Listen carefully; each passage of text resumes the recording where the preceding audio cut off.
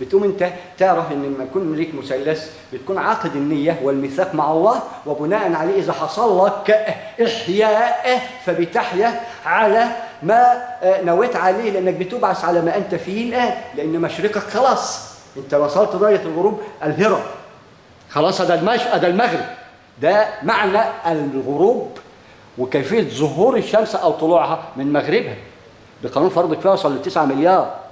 مش هنستنى بقى الارض تدور كده وقوم شمسها تطلع كده وبقى ليل تطلع كده، لا، وضعها ديمومه وتاتون فرادى ووفود.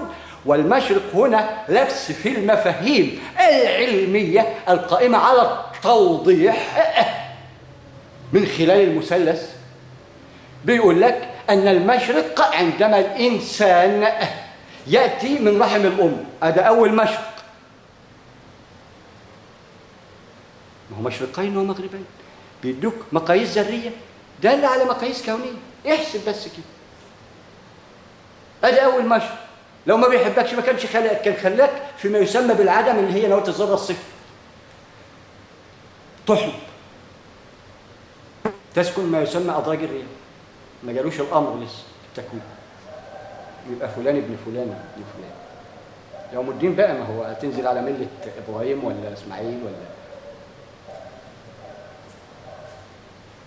فانا بنزل على مله الجميع من اول نبي منبئ الى ما يسمى الوارثين ابدا، اللي ما اتقوا الله في نفسهم ولا في علمهم.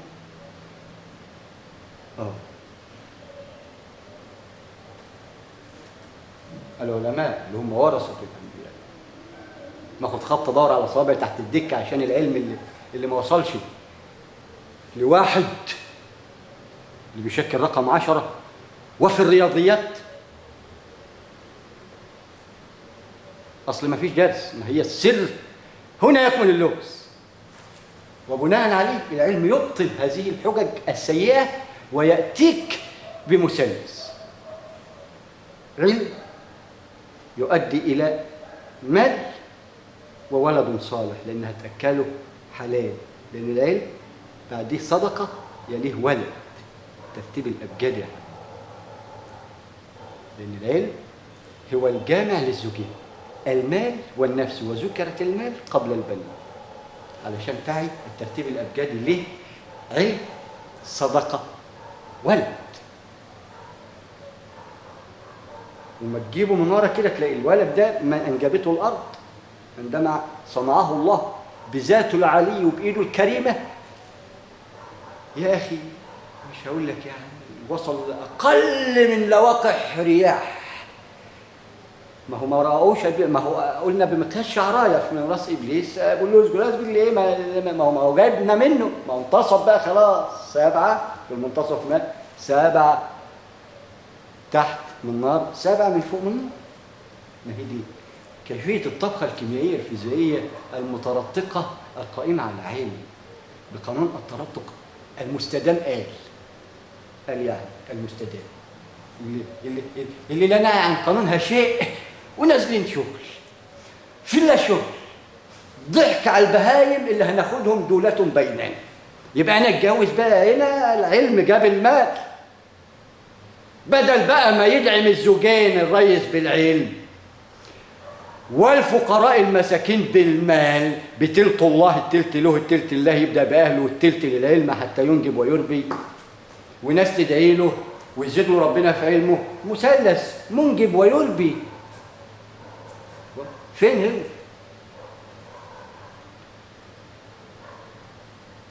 ما هو ده اللي هتسيبه وانت ماشي. انت جيت لقيت ربك الله المثلث كامل، ما دينك نبيك، بس يبقوا باله بقى العلم.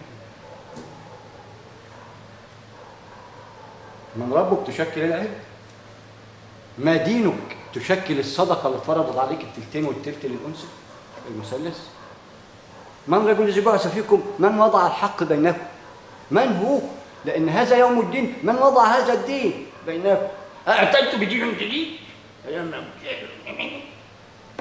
على كيفك، على كيفك، ده انا على كيفك. هديك اللي انا عايزه بمزاجي. كل اللي انت خدته ده هوى يسكن لواقع رياح، ما بباطنه من قواعد واسس ثابته على علم، ده اللي هيجعزك ويسرعك اكتر ما انت مسروع. واوعى تقول لي انك مش مسروع، اسرعك اكتر، يجيك اعظم مما اتاك. علشان شوف ما هو مثلث في نعش ابليس، وانا قاعد ارشق المثلث ازاي كويس، بنشن المثلث والنشان بيرشق مظبوط، اصله ابعاد متساوي الاضلاع. ضربوك بتعزف 1.5 فعشيرة داوود وسليمان وقبيلة داوود وسليمان.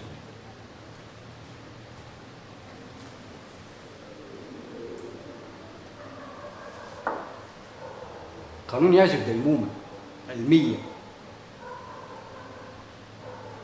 واللي أنا بقوله ده مش تقطيم، لا، فوق لله نصيحة، وإن لم تقبلها فأتمنى من الله ألا يقبلها كل من هو على وجه الأرض، حتى يكون للسابقين آية واللاحقين آية، وما يعديش منهم إلا فصيل واحد يشكل له نواه الواحد منها بأمم. فما بالك من 93 وإحنا شغالين مرورا 99 والألفيات اللي لا نعي عنها حاجة، لأننا لسه ما عدناش الألفية الأولى. ما هي الألفية تشكل واحد انتصاب عمود ظل قائم على دافع رباعي، شفط أرض ضغط قمر 19 تكامله، بعدها إذا الشمس كورت جه محروس فرقع النجم، ألف سلامة حبيبي. يبقى هنا بقى شفنا المعارك والمدارك من خلال هذا العلم اللي وجدناه في نواة العشر تكامل نواة المنظومة الرقمية والدالة على مثلث العبادات.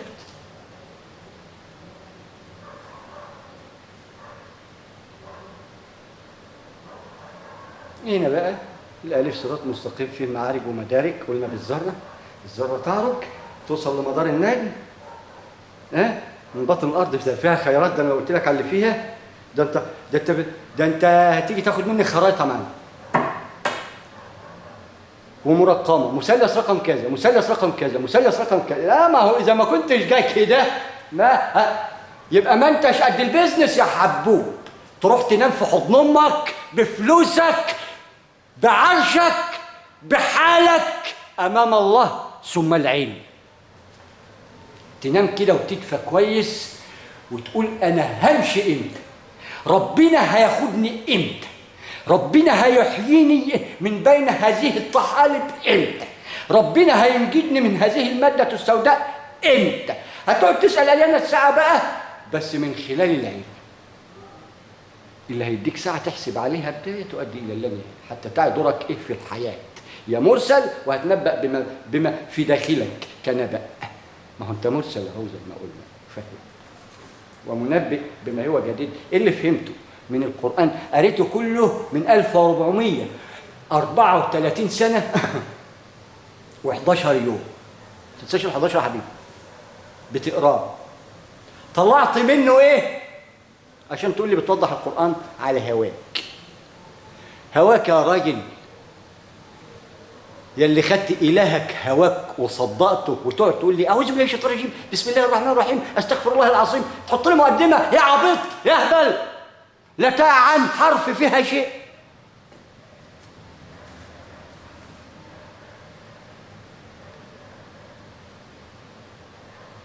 ومتعلم فاهم قال يعني تعلم ايه انت يا ابني؟ ما انا قلت لك انت ما كملتش واحد. انتوا نسبتوا لنفسكم ما لا تستحقه كلي وجزء، والكل يعني ما أقول، والكل يعني أهل اللب مش أهل الحقد والغل والكراهية. مسلم ولا شيعي ولا سني، ما هو كلهم واحد، بس ده ما عادش عاجبه حل ده ولا العب ماشي.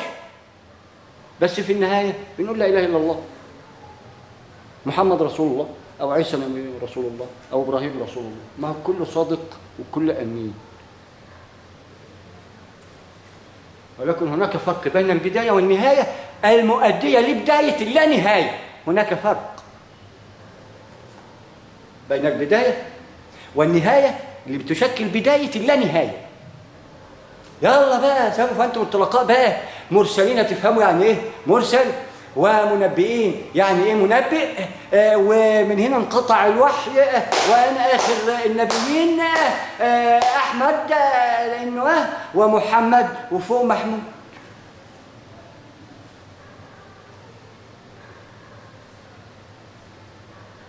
إن لم تعرف إن هو مصدر الطاقة، بداية الحركة الصدق، نهاية الحركة الأمان. فترى معارك ذرية، نزلت أول حاجة عندهم بقى اسمهم بقى تبدأ من الذرة. ما بتنبيش ليه؟ نسيت العشرة الكاملة، نواه الأشرار اللي بشكل واحد، وهينفلق منه الزوجة اللي هتمسك هذه العشرة كاملة برضه زيك. إحنا الاتنين نسينا، وما جيت أسألها تضلني عن عمد. أنت الراجل المفروض أنت قائد هذه المركبة اللي تحمل من كل الأزواج، ولكن في جلباب البشر اللي به الشر فيه ما وصلش جناح بعوض، وبني آدم زيك وبيتكلم معاك وبيدرس، وفي اللي ما حصلش لأنها أعجازك خاوية. تدبر الآيات يا حبيبي، أولكم أنا.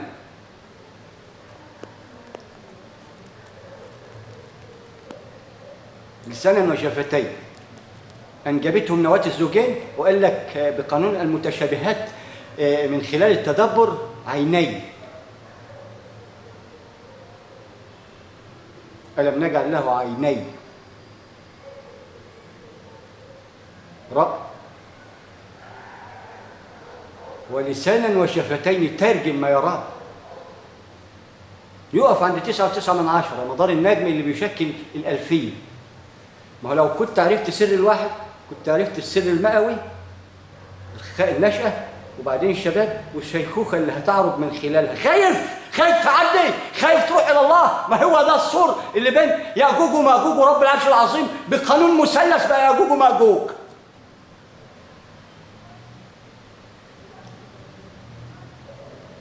بعد ما كانوا مسيحية ويهودية ومسيحية، إيش؟ مين اللي جري ورا أهل الكهف؟ دول يسموا يأجوج ومأجوج. المسلم بقى اللي لسه ما نزلوش أي حاجة بقى وتايه في الشكلالي، ده اللي اتعمل له السور وسكن لوقع الرياح السور عشان ما تقعدش تدور كتير وتتعب نفسك. أصله مقياس لسور أنت لا تعلم عنه شيء يا عم. السور ومبني من 5 عناصر: ماء، نار، هواء، تراب، حديد. شكلوا نواة المناسك والخمس صلوات. اضرب الخمسة في 10 في نواة العشاء تديك 50 صلاة تاخد أجرها وأنت شخلالي.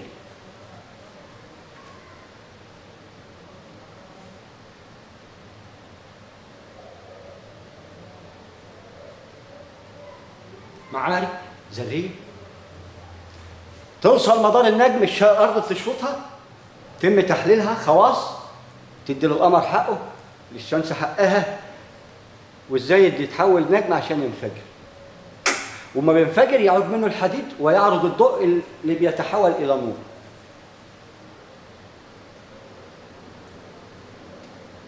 شجرات المباركة جذورها في الأرض وفروعها في السماء. معارك ذرية ومدارك. تشوف المعارك دي بقى تذكر في الكتاب على طول. البني آدم هيبقى بنفس الطريقة دي، طالع نازل روح ملائكة يرتدي هذا الجسد.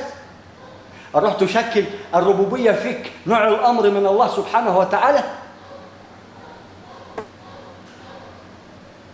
الذهاب والإياب في برق البصر وما بينهما العمل، وأدى المثلث الرباني الروح اللي بيطلع إلى الله على طول علشان تنعم الجوارح اللي بتشكل النفس. هيرتقي هذين الزوجين، وده مثلث روحها وغدوها برق البصر، واعطانا مقاييس شهر هنا وبعدين عام وبعدين 1000، وهذا يوم الله. واحنا عملنا برضو وقفنا عند النجم مصدر ودانه خايف يخش يمشي في الضلمه. ليه يا عم بتخاف؟ ده هي فيها سر الوجود. ده ادراك يا حبيبي ما يعرفهاش الا اللابتوبس، كمبيوتر اللي هو عند الرقم 100. ما انت تايه. ده انا هروقك، ده انا هروقك يا عم. بلاش بقى يقول أي حد تاني، مع إن الحدود اللي لا تعي عن الاثنين ولا الثلاث ولا الأربع ولا الخمسة ولا الستة ولا السبعة شيء. فاقد المثلث هيوصل للسبعة دي. ما هو مفتاح، يفتح ويقفل، تفتح به وتنهي به، تفتح به من ربك ما دينك من رجل بأس فيكم، تقفل به بتسيب من ربك مقابله علم، علمني ربي فأحسن تعليم. تسيب صدقة توضع مشاريع قائمة على الديمومة يرزق منها البشر ويأكلوا منها عيش، تسمى صدقة جارية تتوضع بالقانون، تلت لك تلت الله تبدأ بأهلك تلت الأرض، أيا كان نوعها، كانت محل ولا ورشة ولا زارة ولا حمارة ولا بقرة، طالع البقر.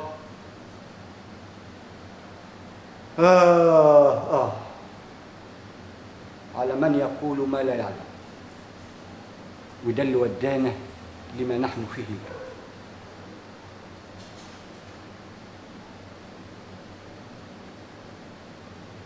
التحجر العلمي القائم على العند المتعمد مع مين؟ ده هيجي من أصلابكم من يقترن بهذا المثلث رضيتم أم أبيتم، لأنه مثلث إلا مثلث له، اللي مضيع مثلثه وأعلم من الله إن هلال رمضان مضيع مثلثه، وأنا نازل أقول له اعقل عن هلال، باب التوبة مفتوح حتى الغرغرة بتقوى الله. وجينا عشان نجمل هذا العرش وهذا الكرسي، ما نطمعش فيه وهنسيبه، لا ده احنا بنهيئه لمن خلفنا، لمن يأتي، حتى نكون أمناء عليه.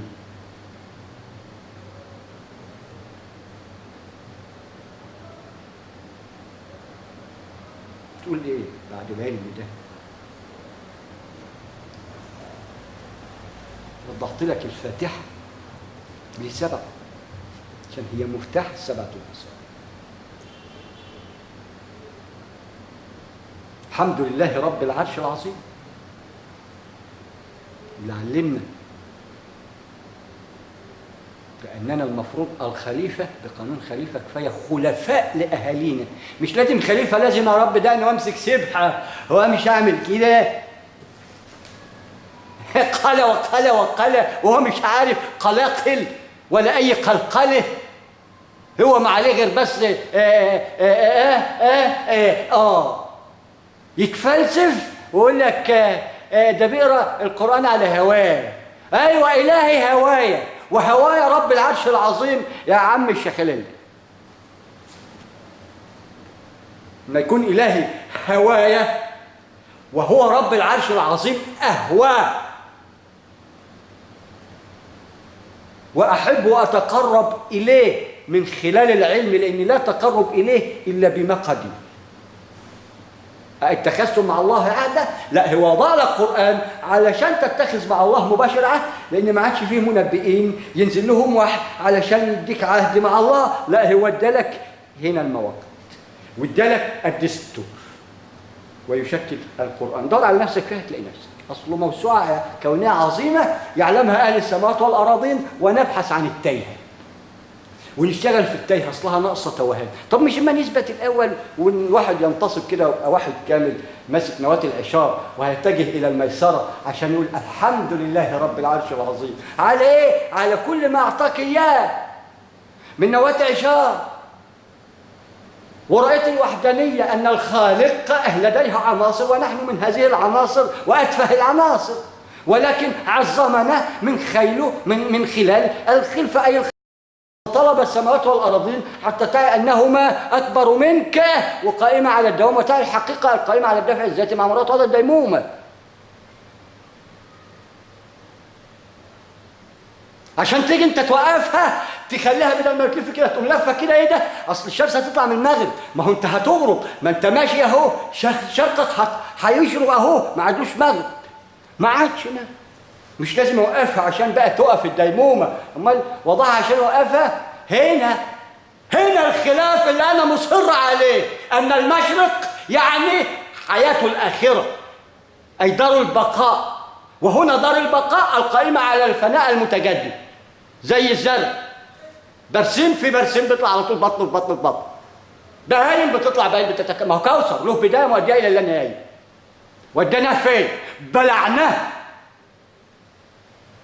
عشان كده الناس قاعد في الشارع، معقول اللي كانوا الكوثر دول لوحدهم ما كفاهمش وفيه لسه ناس جعانه وكانوا يا اخي ده احنا كنا بنشيل الفلوس بالكوريك كده، وكانت اغلى فلوس على مستوى العالم وعلى مر التاريخ الجنيه الفرعوني اللي ما يقدرش عنه حاجه، لان كان المفروض يبقى دينار، عشان يعني ان اسم العمله دنانير، جمع الدينار، يشكل ظل قائم على 3 شعب. دينار منجبه لحيوان الماء، وحيوان الماء والنار كلاهما أنجب ما يسمى حيوان النور، وهذا هو الحيوان قائم على مثلث إن كنتم لا تعلمون. وعندما استوى هذا المثلث خدنا من الطينة وشكلنا واحد من قبل واحد، وهينفلق من خلال هذا الظل بمقياس شعرة راس أمام إبليس ولم يراه، وحلق شعره كمان وكان لسه ما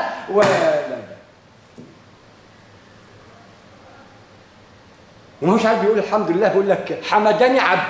الحمد لله ان ربنا بيرد علينا اهو الى النهي ان احنا بنحمد مقابل اللي اعطانا اياه.